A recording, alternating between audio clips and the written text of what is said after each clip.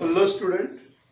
आज अपन नया टॉपिक पढ़ने वाले हैं। उस टॉपिक का नाम मैंने बोर्ड के ऊपर लिखा हुआ है साइमल्टेनियस लीनियर इक्वेशन। पिछले लेक्चर के अंदर क्या किया था अपन ने? लीनियर इक्वेशन से रिलेटेड जितना भी बेसिक कंसेप्ट जो था उसका क्या किया था अपन ने? स्टडी किया था। तो सबसे पहले अपन ने क्या देखा था? एक्सप्रेशन देखा था। एक्सप्रेशन के बाद में अपन ने इक्वेशन देखा। फिर उसके बाद अपन ने डिग्री देखा, यानी पावर अपन ने देखा। फिर वहां से अपन ने लीनियर इक्वेशन की डेफिनेशन देखा।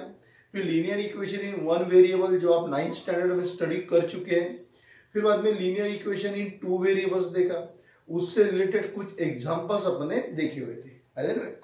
तो अब अपने को दिया हुआ है साइमल्टेनियस लीनियर इक्वेशन। अब साइमल्टेनियस लीनियर इक्वेशन क्या होता है कि मेरे पास में जब दो लीनियर इक्वेशन की मैं बात करूंगा एट द सेम टाइम, ये मेरे पास में एक पहला लीनियर इक्वेशन है 3x plus 2y equal to 7. It is the linear equation in variable x and y. दूसरा इक्वेशन लिख दिया मैंने 4x minus 2y equal to 4. तो यहां पे बोर्ड के ऊपर मैंने दो लीनियर इक्वेशन लिख दिए। दोनों में कैसा है? पहला लीनियर इक्वेशन उसके अंदर दो वेरिएबल है, means it is the linear equation in two variable. Second equation में भी दो वेरिएबल है, एक वेरिएबल x है, दूसरा वेरिएबल y है। So it is also the linear equation in two variable. Okay, तो जब मैं दो इक्वेशन का एक साथ कंसिडरेशन करूंगा, when we think about the two linear equation at the same time of same variable of the same variable, यानी पहला जो इक्वेशन है उसमें भी एक्स और वाई है, दूसरे इक्वेशन में भी एक्स और वाई है। तो दो इक्वेशन को जब मैं एक साथ स्टडी करूंगा उस सिचुएशन को बोलते हैं अपन simultaneous linear equation. Means when we study the two equation of the same variable at the same time, एक साथ जब अपन दो इक्वेशन को, दोनों के वेरिएबल सेम रहेंगे, उस इक्वेशन को या उस सिचुएशन को अपन बोलते हैं साइमल्टेनियस लीनियर इक्वेशन। फिर ये साइमल्टेनियस लीनियर इक्वेशन के काफी सारी मेथड्स अपने को दी हुई है। पहले मेथड दी हुई है उसके मेकिंग कोएफिशिएंट्स इक्वल। सेकंड दिया है उसके अंदर सब्स्टिट्यूशन मेथड। फिर उसके बाद में ग्राफिकल मेथड भी अपने को दिया हुआ है, क्रैमर्स रूल अपने को दिया हुआ है। तो इसमें बहुत सारी मेथड्स अपने को ये साइमल्टेनियस इक्वेशन सॉल्व करने के लिए दी हुई है, ऐसे में। तो पेपर में ऐसा मेंशन करके तो नहीं आता है, कभी कभी आता है कि solve the problem by Cramer's rule, या फिर solve the following difference, solve the following simultaneous linear equation, या कभी कभी इतना ही आता है पेपर में सॉल्व द इक्वेशन। तो फिर आपके ऊपर डिपेंड करता है वो प्रॉब्लम देख के कि आपको यहाँ पे सब्स्टिट्यूशन मेथड आता जाएगी या आपको यहाँ पे मेकिंग कोएफिशिएंट इक्वल जाएगा। कोएफिशिएंट अगर इंटरचेंज है तो उसके लिए एक स्पेशल मेथड है। कभी कभी पेपर के अंदर मेंशन आता है solve this problem by graphical method. तो जो मेथड आपको मेंशन करके दी हुई है उस मेथड से अपने को प्रॉब्लम क्या करना पड़ता है? सॉल्व करना पड़ता है में। तो कल के लेक्चर के अंदर अपनी पूरा थ्योरी देखी हुई है। जिस बच्चे ने कल का लेक्चर नहीं देखा तो पहले लेक्चर नंबर 1 देखना। लेक्चर नंबर 1 देखेगा तो फिर उसको लेक्चर नंबर 2 क्या होगा समझ में आ जाएगा, में। तो ये आपके वेरिएबल हो गए, 3 कोएफिशिएंट हो गया, 2 भी कोएफिशिएंट हो गया, 7 कांस्टेंट है, 4 कांस्टेंट है, -2 कोएफिशिएंट है और 4 भी क्या है? कोएफिशिएंट। कोएफिशिएंट की भी आपको डेफिनेशन कल लिख के दिया था।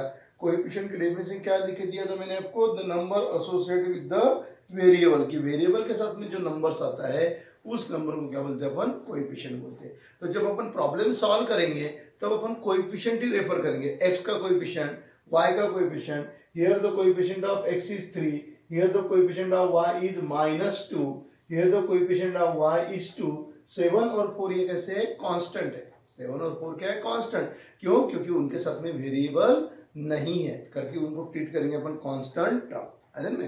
तो इससे रिलेटेड जो एक एक्सरसाइज है वो अपन क्या करते हैं? स्टार्ट करते हैं। तो आज के लेक्चर में अपन एक्सरसाइज 1.1 यानी सॉरी प्रैक्टिस सेट 1.1 क्या करेंगे? अपन स्टार्ट करेंगे। तो सभी जन टेक्स्ट बुक की तरफ ध्यान रखिए। बहुत सारे बच्चों के पास में टेक्स्ट बुक नहीं होंगे, लेकिन जल्द से जल्द वो टेक्स्ट बुक ले लेना। तो अब मैं स्टार्ट करता हूं प्रैक्टिस सेट 1.1। उसमें पहला दिया हुआ है complete the following activity to solve the simultaneous equation. Okay, practice set 1.1।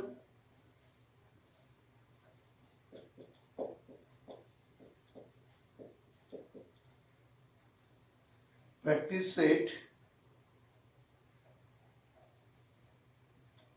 Practice set 1.1 complete the following activity to solve the simultaneous equation. पहला इक्वेशन दिया आपको 5x plus 3y equal to 9, 5x plus 3y equal to 9, ये आपका equation 1 है। दूसरा equation दिया हुआ है 2x minus 3y equal to 12। Correction कर लेना, उसके अंदर स्टार्टिंग में ही दिया हुआ है उसने गलत। 2x minus 3y equal to 12। Okay, आपके टेक्स्ट बुक के अंदर स्टार्टिंग में यहाँ पे प्लस साइन दिया हुआ है और जब उसको सॉल्व करने को लिया तो क्या साइन दिया हुआ पे, माइनस साइन उन्होंने दिया हुआ है में, तो इसलिए आपने पहले ही करेक्शन कर लेना। फिर आप देखिए यहाँ पे इसको सॉल्व करना है। y का कोएफिशिएंट +3 है, y का कोएफिशिएंट -3 है। अगर मैं इक्वेशन 1 और 2 को अगर मैं ऐड करूं तो ये दोनों टर्म क्या हो जाएंगी, कैंसिल हो जाएंगी। तो इसलिए मैं इक्वेशन 1 और इक्वेशन 2 को क्या करता हूं, ऐड करता हूं। तो add equation 1 and 2, add equation 1 and 2। ये पहला इक्वेशन लिखता हूं यहाँ पे, 5x plus 3y equal to 9, 2x minus 3y equal to 12। ये इक्वेशन नंबर 1 हो गया और ये इक्वेशन नंबर 2 हो गया। ये दोनों इक्वेशन को क्या करना है, मुझे ऐड करना है। ओके, सो 12 प्लस 9, 12 प्लस 9 कितना होना चाहिए, 12 प्लस 8 20, यानी कितना हो गया 21। तो ये हो गया मेरे पास में 21 इक्वल टू, ये दोनों कट गए। फिर 5x प्लस 2x, क्योंकि अपन क्या कर रहे हैं, दोनों इक्वेशन का एडिशन कर रहे हैं। 9 प्लस 12 कितना हो गया 21, ये दोनों का एडिशन करूंगा तो एक +3 है एक -3 है, तो +3 -3 कट जाता आपस में। फिर यहाँ पे x का कोएफिशिएंट 5 है, x का कोएफिशिएंट 2 है, तो कोएफिशिएंट का अपन एडिशन करते हैं। एडिशन किसका करते हैं, कोएफिशिएंट का। तो 5 प्लस 2 कितना हो गया 7x, ये हो गया मेरे पास में 7x। फिर अब ये 7 जो है यहाँ पे मल्टीप्लाई में, इधर डिवाइड में आ जाएगा। So therefore x equal to 21/7, so x equal to 3 हो गया। 7 जो है वो x के साथ में कहा है, मल्टीपल में, मल्टीप्लाई में है, तो इधर जाके क्या बन जाएगा, डिवाइड में चले जाएगा। तो x इक्वल टू कितना मिला अपने को, 3 मिला। अब ये x इक्वल टू 3 की वैल्यू आप कहीं पर भी रख सकते हैं, 1 में भी रख सकते हैं, 2 में भी रख सकते हैं, लेकिन उसने आपको जो दिया हुआ है उसमें आपको x इक्वल टू 3 1 में पुट किया हुआ है। So put x equal to 3 in 1। ये 1 जो है इसके अंदर x की वैल्यू 3 क्या किया है, पुट किया है, तो क्या हो जाएगा 5। x के जगह क्या लिखेंगे अपन, 3 प्लस 3y इक्वल टू 9। ये जो है ना x, इस x के जगह आपको क्या पुट करना है, 3 पुट करना है। सो 5 3 से कितना हो गया फिर 15 प्लस 3y इक्वल टू 9। 15 उधर ट्रांसफर करेंगे, so 3y equal to 9 minus 15, 3y equal to 9 minus 15। फिर ये हो गया 3y equal to, okay 9 minus 15, तो 15 में से 9 गए कितना रहेगा 6, आए हुए को बड़े नंबर का साइन, तो कितना हो जाएगा -6। अब आप 10th स्टैंडर्ड में आगे दिया, आपको समझाने की जरूरत तो नहीं गिरने को ना कि एक माइनस है एक प्लस है, जब अपोजिट साइन रहेगी तो सब्ट्रैक्शन करते करके। अब आप 10th स्टैंडर्ड के स्टूडेंट हो तो आपको समझाने की जरूरत नहीं गिरने को ना। तो y equal to -6/3, so y equal to -2, so therefore x, y equal to x की वैल्यू 3, y की वैल्यू -2। अरे में सिंपल प्रॉब्लम था आपका ये पहला प्रॉब्लम, इसमें ज्यादा कुछ समझाने लायक भी नहीं था। जहां जहां पे आपके इसमें वो बॉक्स बने हुए हैं वहां पर्टिकुलर आपको क्या करना है, बॉक्स बना के देना है। अरे में क्योंकि आपका जो पेपर पैटर्न है वो पेपर पैटर्न में कंप्लीट एक्टिविटी एक 3 मार्क के लिए आती है और एक एक्टिविटी 2 मार्क, 2 एक्टिविटी इसको रहेगी 2 मार्क को, और एक एक्टिविटी आपको 3 मार्क के लिए रहती है। अरे में तो एक्टिविटी में क्या रहता है, आपको आधा प्रॉब्लम दिया हुआ रहता है और आधा प्रॉब्लम आपको खुद को उनको देख देख के क्या करना है, सॉल्व करना है। तो यहाँ पे कहाँ कहाँ बॉक्स थे, एक बॉक्स यहाँ पे है, पहले सॉल्व कर लेना, बाद में बॉक्स रखते जाना। यहाँ पर बॉक्स है, यहाँ पे भी बॉक्स है, x इक्वल टू 3 वैल्यू आ गई, यहाँ पर भी बॉक्स है, उसके बाद में यहाँ पर भी बॉक्स है, और यहाँ पर बॉक्स है। ऐसे बॉक्सेस बना के दिए हुए आपको,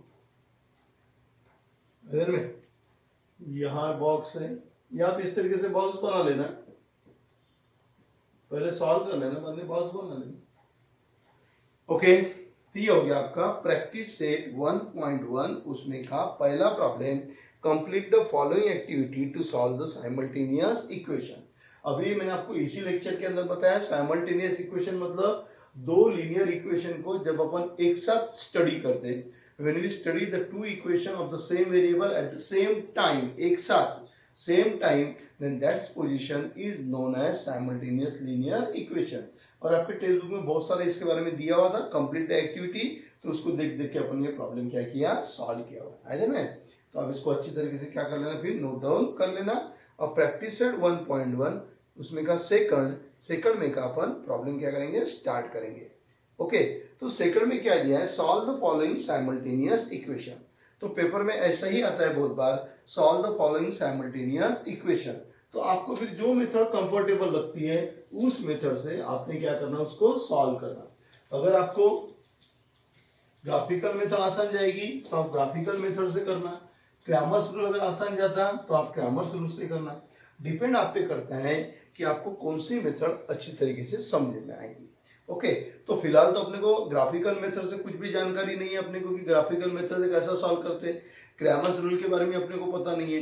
तो अभी अपन जो प्रॉब्लम सॉल्व करेंगे यानी प्रैक्टिस सेट 1.1 में के जो प्रॉब्लम सॉल्व करेंगे अपन, वो एक तो अपन वो कोएफिशिएंट इक्वल वाले से करेंगे, या फिर अपन कैसे करेंगे, एलिमिनेशन मेथड से करेंगे, यानी सब्स्टिट्यूशन मेथड से। आइदन में तो जनरली अपन प्रॉब्लम एलिमिनेशन मेथड से ही क्या करेंगे, अपन सॉल्व करेंगे।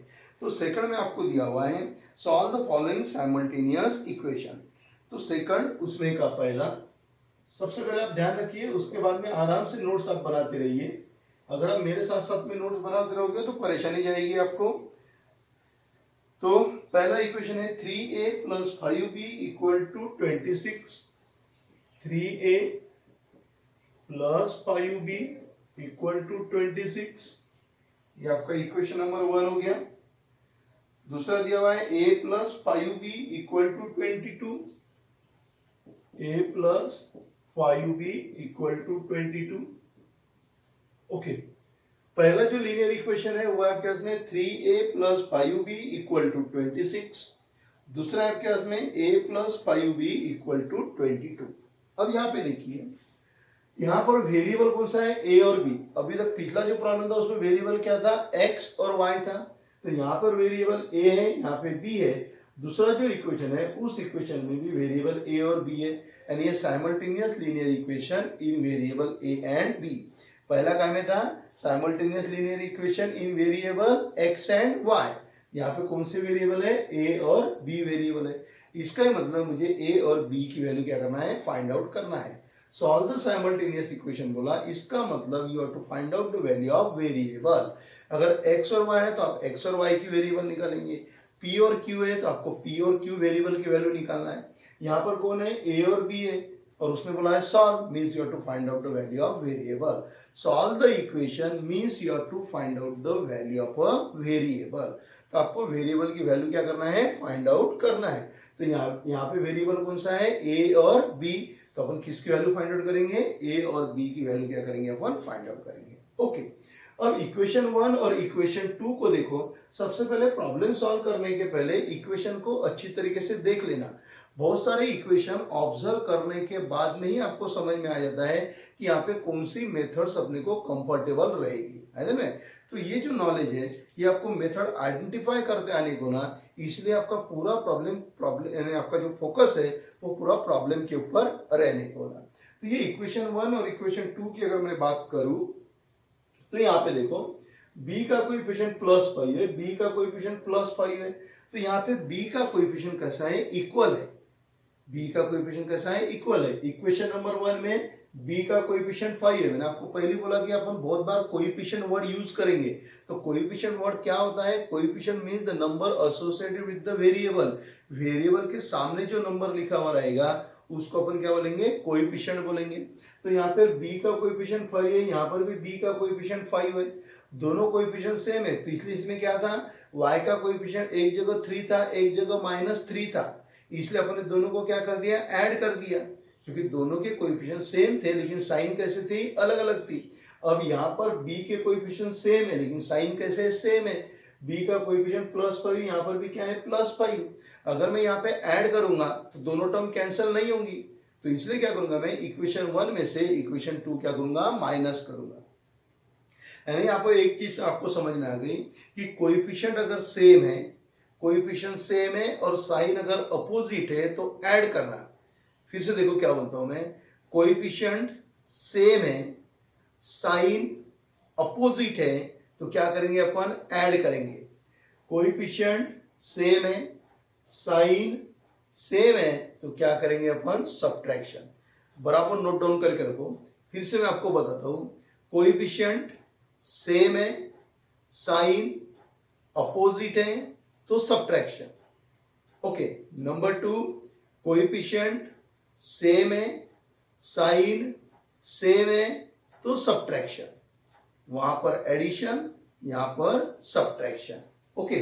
तो फिर मैं इक्वेशन 1 और इक्वेशन 2 को क्या करूंगा? सब्ट्रैक्ट करूंगा। तो यहां पे लिखता हूं मैं इक्वेशन 1 माइनस इक्वेशन 2। आपने पूरा लिखा तो भी चलता, सब्ट्रैक्ट इक्वेशन 2 फ्रॉम इक्वेशन 1 वैसा लिखा तो भी चलेगा, या इक्वेशन 1 माइनस इक्वेशन 2 ऐसा लिखा तो भी चलेगा।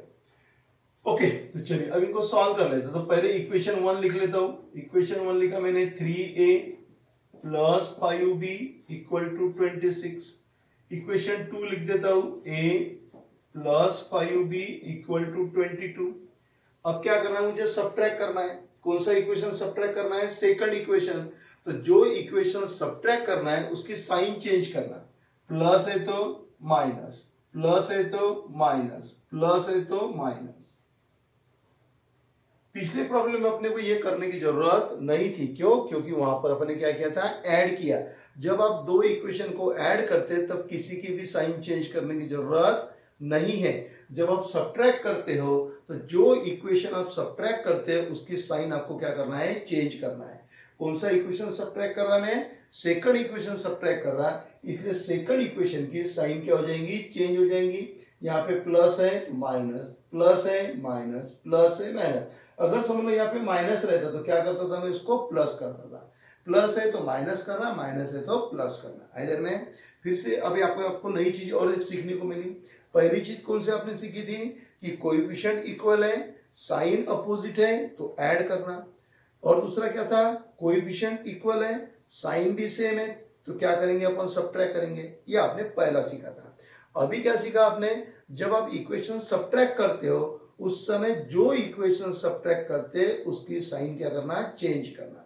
नोट डाउन करके रखो ये पॉइंट कि when we subtract the equation then change the sign of that equation.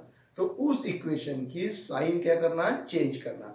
Plus है तो माइनस करना और माइनस है तो प्लस करना। अब यहाँ पे सभी प्लस है करके अपने क्या लिखा? माइनस लिखा। आई बात ध्यान में? दो चीजें मैंने आपको समझा दिया, प्रॉब्लम नंबर 1 और प्रॉब्लम नंबर 2 अपन अभी तक यहाँ तक पढ़े। या फिर दो चीजें आपको समझ में आ गई और ये बहुत जरूरी है। ये जो मैं आपको बीच बीच में जो आपको बार बार ये रिपीट कराते रहता हूँ, इसका मकसद वही रहता है कि ये चीजें आपके खोपड़ी के अंदर चले जाने को ना। तो ऐसी चीजें जो रहती है आपके ऊपर जो मार्जिन रहती है आपके रजिस्टर के अंदर, उस रजिस्टर में आप ये चीजें क्या किया करो? नोट डाउन करके रखा करो। पहली चीज कौन सी नोट डाउन करोगे आप? जहां पर आप ये प्रॉब्लम सॉल्व करते हैं ना, उसी के ऊपर मार्जिन में नोट डाउन करके रखने का। पेंसिल पेंसिल से जो भी आपको लगे। पहली चीज नोट डाउन क्या करोगे आप? If the coefficient are equal having opposite sign then add the equation. Second उसी में क्या लिखोगे? If the coefficient are equal having the same sign then subtract. ये हो गया आपका नंबर 1। नंबर 2 फिर क्या लिखोगे आप? उसके बाद में at the time of subtraction change the sign of equation which we subtract. जो इक्वेशन आप सब्ट्रैक्ट करोगे उसकी साइन क्या करना है? चेंज करना है। आई बात ध्यान में?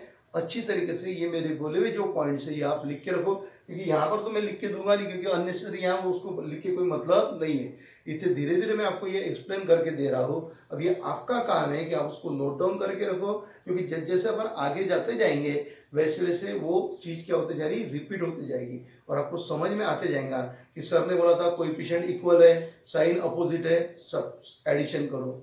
कोएफिशिएंट इक्वल है, साइन सेम है, सब्ट्रैक्ट करो। सब्ट्रैक्ट करते वक्त जो इक्वेशन सब्ट्रैक्ट कर रहे हैं उनकी साइन क्या करना है, चेंज करना है। तो ये कॉन्सेप्ट अगर आपके दिमाग में बैठे रहे तो आपको कोई भी परेशानी नहीं जाएगी। फिर किसी भी लेवल का प्रॉब्लम मान दो, चाहे वेरिएबल ए और बी वाला रहे या वेरिएबल एक्स वाई रहे, पी क्यू रहे, आर टी रहे, एम एन रहे, कोई भी रहने दो, आसानी से अपन सॉल्व कर सकते हैं। क्यों?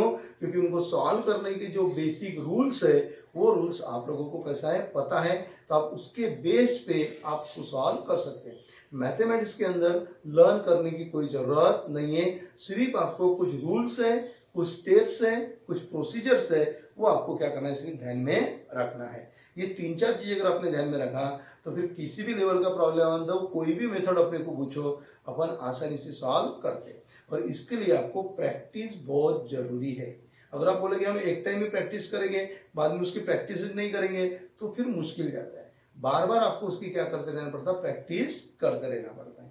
ओके, तो यहां तक अपन पहुंच गए कि इनके कोएफिशिएंट कैसे थे, इक्वल थे और साइन भी सेम थी, तो सब्ट्रैक्ट कर दिया। अब अपन क्या करेंगे, ये जो न्यू साइन है ना, ये नए वाले साइन का कंसिडर करेंगे, पुराने साइन का नहीं लेना है। अगर पुराने साइन का अपन कंसिडर कर दे तो फिर नए साइन का मतलब क्या था। अब पुरानी साइन भूल जाओ, अब नए साइन की जब से बात करेंगे तो 26 माइनस 22, 26 प्लस 22 नहीं होगा। किसका कंसिडरेशन करना है अपने को, नए साइन का कंसिडरेशन करना है। अगर अपने को पुरानी साइन लेके ही प्रॉब्लम सॉल्व करना था तो फिर अपन नई साइन का यूज किया है, तो नए साइन का यूज करेंगे अपन। 26 माइनस 22, तो 26 में से 22 चले गए, बचे कितने, 4। 26 माइनस 22 कितने बच जाएंगे, 4 बच जाएंगे। बी का कोएफिशिएंट +5, बी का कोएफिशिएंट -5, तो ये दोनों कट गए। ए का कोएफिशिएंट 3, ए का कोएफिशिएंट, यहाँ पे कोएफिशिएंट लिखा हुआ नहीं है, मतलब कितना रहेगा, 1। ये अपने प्रीवियस लेक्चर के अंदर देखा हुआ है। If the variable having the no number then that number can be treated as 1। By default अगर कोई दिया हुआ नहीं है तो उसका कोएफिशिएंट कितना रहेगा, 1 रहेगा। तो यहाँ पे ए का कोएफिशिएंट 3 है, ए का कोएफिशिएंट ये माइनस है ना, तो ए का कोएफिशिएंट कितना हो जाएगा, -1। तो 3 - 1 कितना होता है, ट्वाइस ए। ए वैसे लिखेंगे, 3 में से 1 गए, कितने रह गए, twice a. So that is equal to a equal to 4/2, ये 2 इधर चले गया, ये हो गया मेरे पास में ए इक्वल टू 2,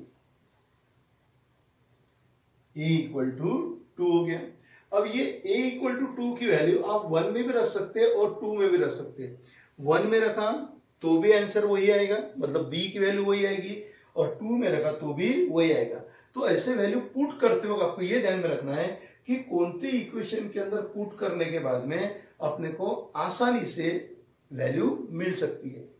1 में रखा तो भी वैल्यू वही आएगी, 2 में रखा तो भी वैल्यू वही आएगी। आपको चॉइस करना है कि अपन a इक्वल टू 2 की वैल्यू 1 में रखना कि 2 में रखना, ताकि अपना प्रॉब्लम गलत भी ना हो, अपने को ज्यादा एफर्ट्स भी ना हो, मतलब आसानी से अपना आंसर आने को होना।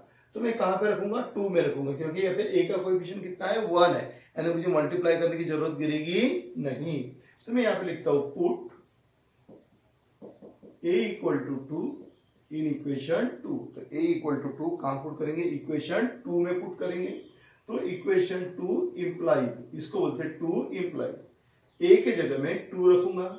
सो 2 plus 5b equal to 22, 5b equal to 22 minus 2, plus है इधर आके माइनस बनेगा। So 5b equal to 22 minus 2, so that is 20। So b equal to 20/5. So b equal to 4. b equal to कितना हो गया, 4 हो गया। ओके, मतलब आपको a की वैल्यू मिल गई और b की वैल्यू मिल गई।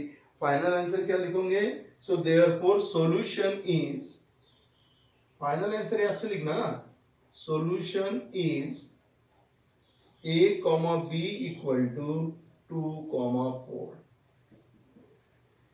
ऐसे में तो इस तरीके से आपका ये प्रैक्टिस सेट 1.1 सेकंड में का पहला प्रॉब्लम क्या हुआ, आपका खत्म हुआ। आइलैंड में क्या किया अपन ने, दो साइमल्टेनियस इक्वेशन है अपने पास में, आपने उसको चेक किया कौन सी मेथड बेस्ट रहेगी, तो आपने देखा कि बी के कोएफिशिएंट सेम है, तो इसलिए आपने क्या किया, सबट्रैक्ट किया। सबट्रैक्ट करते वक्त जो इक्वेशन सबट्रैक्ट हो रहा है उसकी साइन चेंज करने का, फिर सॉल्व करते वक्त नए साइन का यूज करके सॉल्व करने का। और दूसरी बात ध्यान में रखिए, आप जब जिस किसी वेरिएबल की वैल्यू फाइंड आउट करते हैं तो उनको ऐसा बॉक्स में रखने का। मैंने यहाँ पे ए की वैल्यू फाइंड आउट किया, बॉक्स में रख दिया, बी की वैल्यू फाइंड आउट किया, बॉक्स में रख दिया। फाइनल आंसर याद से लिखना, क्यों, क्योंकि फाइनल आंसर को आधा मार्क रहता है एमएलएन में। तो यहाँ पर अपनी ये लेक्चर ब्रेक करते हैं। तो इस लेक्चर के अंदर मैंने जो भी आपको छोटी छोटी चीजें समझाई, जो आपको बोला मार्जिन के अंदर लिख के रखना, उसको याद से आप लिख के रखना। जब भी आप कोई भी प्रॉब्लम सॉल्व करोगे तो पहले वो इंस्ट्रक्शन याद से पढ़ लेना कि सर ने अपने को जो मार्जिन के अंदर जो लिखने को बोला था वो क्या चीज है। वो जैसे आप पढ़ते जाओगे अपने आप आपका नॉलेज फिक्स होते रहेगा, नॉलेज बढ़ते रहेगा। तो नेक्स्ट लेक्चर के अंदर अपन इसके आगे की प्रॉब्लम क्या करेंगे, सॉल्व करेंगे। Okay, bye.